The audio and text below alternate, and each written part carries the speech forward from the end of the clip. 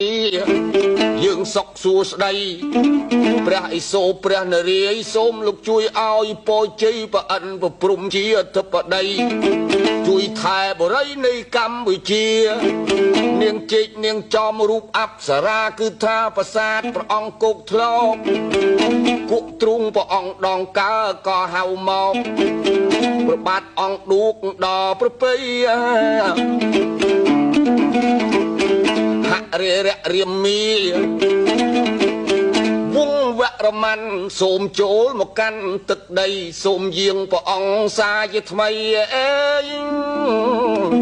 ជួយបញ្ញាក់កូនខ្មែរទាំងប្រុសស្រីឲ្យភ្ញាក់ស្មារតីថែបៃតៈក៏ភ័ណ្ឌជាតិណែ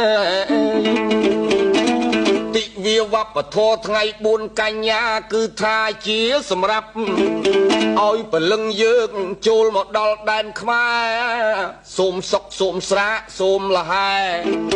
ពលឹងអង្គរជាអធិបតី